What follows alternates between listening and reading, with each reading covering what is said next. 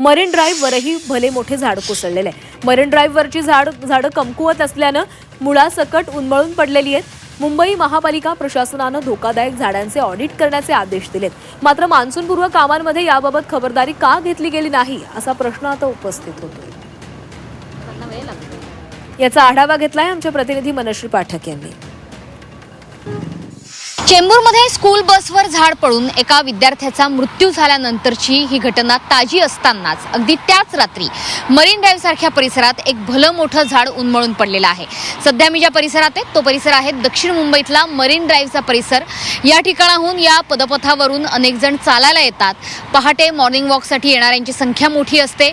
अगदी संध्याकाळी आणि रात्री सुद्धा लोक इथे चालायला येतात आणि याच ठिकाणाहून ज्या ठिकाणी लोक चालत असतात त्याच ठिकाणी एक भला मोठा वृक्ष उन्मळून पडलेला आहे। अगदी मुळासकट हा वृक्ष उन्मळून पडलेला आहे। त्याच्यामुळे झाडांची सुरक्षितता हा प्रश्न पुन्हा एकदा ऐरणीवर आलाय।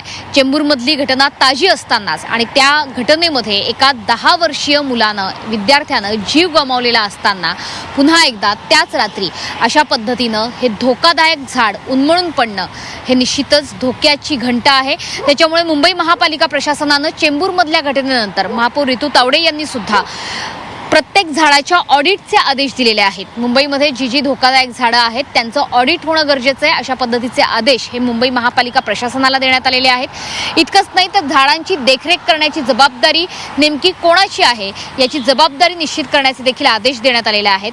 सध्या जे झाड उन्मळून पडलंय या झाडांची देखरेख करण्याची जबाबदारी अर्थातच मुंबई महापालिका प्रशासनाची आहे। मात्र या झाडाकडे जर लक्षपूर्वक पाहिलं तर हे झाड मुळापासून खाली खराब झालेला आहे, कमकुवत झालेला आहे। त्याच्यामुळे या झाडांचं ऑडिट पावसाळ्यापूर्वीच का झालं नाही असा प्रश्न आता इथे उपस्थित होतोय। त्याच्यामुळे संबंधित विभागामधले वॉर्ड ऑफिसर किंवा इतर जबाबदार कर्मचारी यांना आता मुंबई महापालिका जाब विचारणार का? मरीन ड्राईव्ह सारख्या परिसरामध्ये विशेषतः दक्षिण मुंबई सारख्या परिसरामध्ये जर अशा प्रकारे वृक्ष मुळासकट उन्मळून पडत असतील तर ही जबाबदारी नेमकी कुणाची हा प्रश्न आता मुंबईकरांसमोर आहे। कॅमेरामन सुमेश सहमनशी पाठक, C24 तास, मुंबई।